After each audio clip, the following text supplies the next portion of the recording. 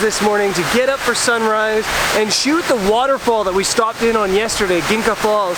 But when we got up, it was like snowing really heavily and the wind was just howling through the valley, so we didn't shoot this morning. And sadly, we're leaving Sunkyo, we're leaving Kamikawa today, heading towards Sapporo.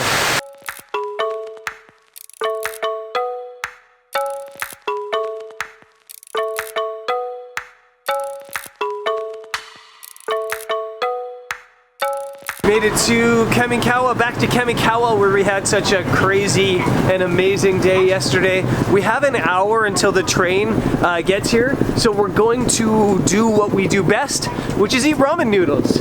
And according to Google, there's a ramen shop right across the street here that's supposed to be good, but it looks closed.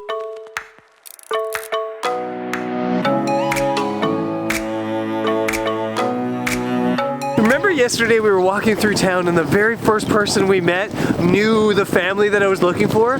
Well, today we're walking through town looking for ramen and everything's closed because it's Sunday, and she turns up again and guides us to the ramen shop. It's like she's our guardian angel here in Kamikawa. I love her. I actually think the ramen noodle place she led us to is just up here.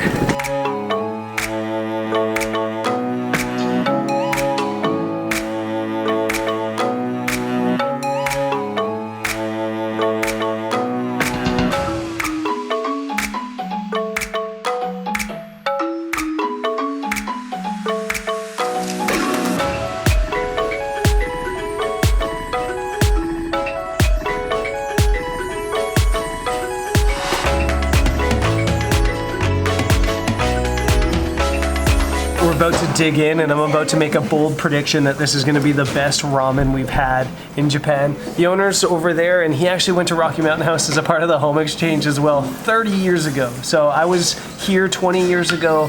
He came to Rocky Mountain House, my tiny little town in Canada, 30 years ago. And that doesn't make me biased. I'm still going to give him a proper approval on the sauce, which is amazing buttery miso sauce. But what looks the best about this is the pork. Look at this pork. This looks insane. And the pork is, oh my God. Oh my God.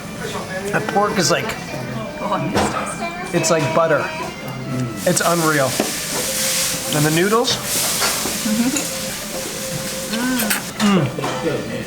So good. So good.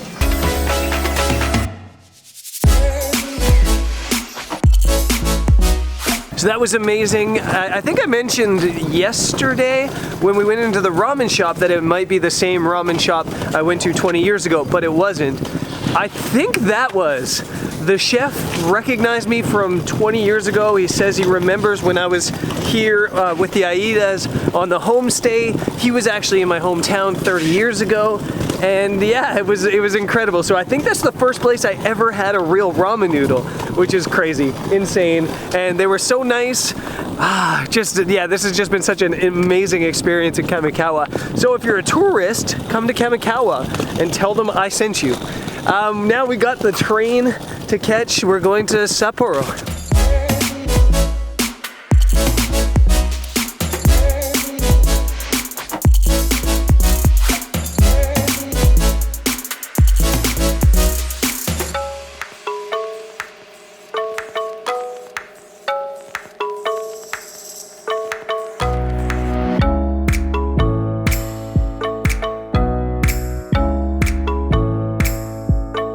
We just made a quick stop in Asahi to change trains from that tiny little awesome old train you catch from Kamikawa to the Sapporo station.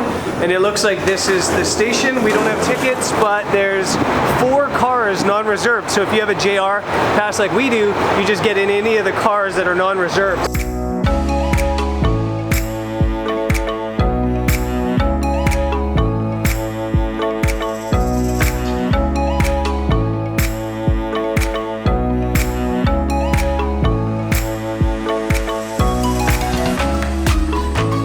made it to Sapporo, and it feels kind of weird to be back where there's quite a few people. Sapporo, even though it's a big city, is still quite small by Japanese standards, I think.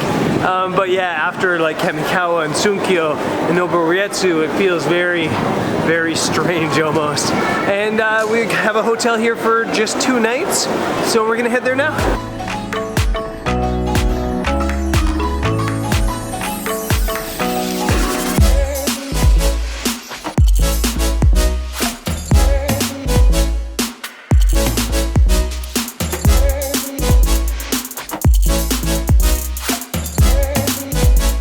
So we're in Sapporo, home of a beer brand, but we're not gonna drink beer, we're gonna go take some photos. I feel like I haven't taken photos in ages. And I feel like so far in Japan, every time I've gone out to take photos, the light's been average. So hoping that changes, but I'm not thinking it's gonna change because the light looks pretty average again today. We have no idea what there is to shoot in Sapporo except for the view from the TV tower, which we're gonna do tomorrow. But when we were driving in, we saw like this shopping arcade, and it looked like it might make for a photo or two. And if not, there'll probably be some street photography to do right there. So that's where we're gonna head.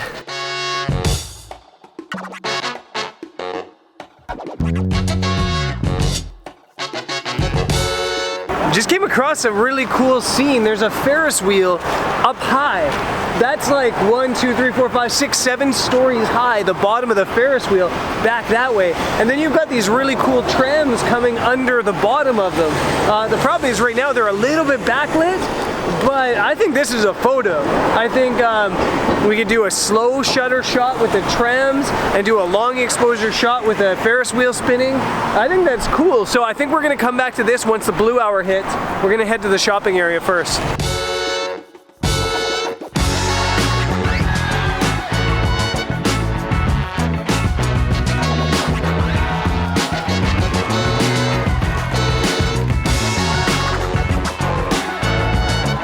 The shopping street's busy, it's cool. I think what we saw was the other end of the shopping street where there were some restaurants and maybe some bars and stuff like that. So we're gonna walk down that way, see if there's a photo to be made, and then walk back to that Ferris wheel.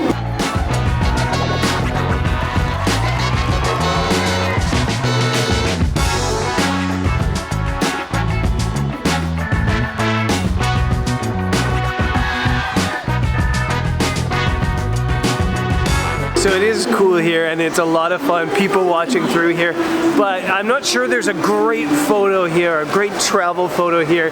So we're gonna go back to that Ferris wheel because I do think that's a really cool photo, and it did look like the light maybe wasn't exploding, but had this really beautiful softness to it. So I think we're gonna race back that way and get the tripod set up.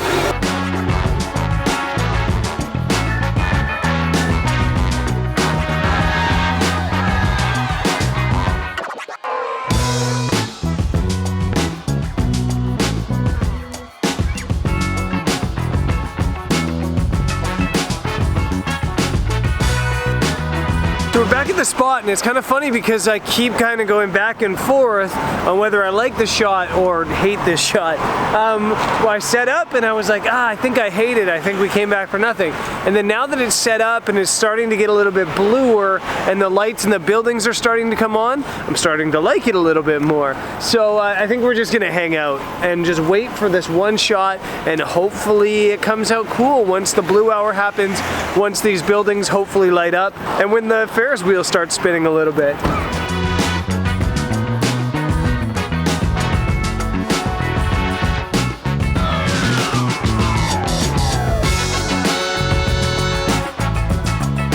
So my shot's apparently at a taxi stand. There's a bunch of taxis lined up right there, and every now and then one comes and parks right in front of the camera. Some of them are super courteous, or they see me and they just park a little bit farther back to give me an open window. Japanese people are just the kindest, most thoughtful people. I mean, yes, this guy stopped here, but he probably didn't see the camera. But now I guess I gotta wait until the taxi leaves to get this shot. The challenges of shooting urban photography.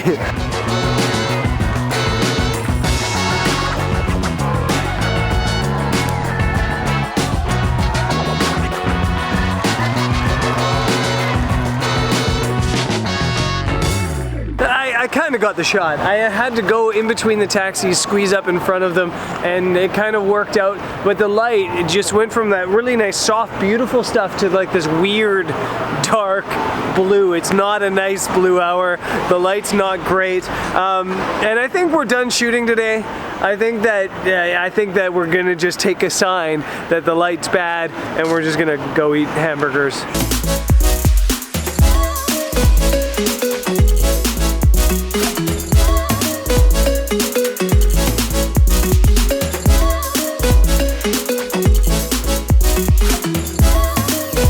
So this is actually a viewer recommendation. Somebody in the comments said in Japan you have to go try this place called Ma's Burger that has all these options on their burgers and they're delicious. So we're getting a burger in Japan at Ma's Burger. The recommendation's bad. No more recommendations allowed. So we thought everything was going to be like Japan size. In Japan, the food's quite small in general. So we got some extra chips and onion rings and chicken nuggets on the side. And then it turns out they're massive. The burgers are normal size. The sides are massive. Massive. Jody's never seen a vending machine she hasn't bought something from in all of Japan. Yeah, so that's the second burger in Japan so far, and sometimes you just need a burger in Japan. That was a good one, it was good, but I need to talk about the prices of things here in Japan because that's crazy. That burger, the fries, the onion rings and everything came to like $45 for 3 people. $45 for 3 people to eat fast food burgers. Prices are out of control. It was kind of funny because the first couple days in Tokyo we thought, you know, the prices aren't that bad. It's not as expensive as we thought. So yeah, the prices are expensive. It's expensive in Japan, but maybe not as crazy as like Scandinavia was, but it's pretty close. That's it for today. Tomorrow we're going to be exploring a little bit more here in Sapporo and maybe going up the TV tower to get that classic view of the city at sunset. I'll see you there. Peace.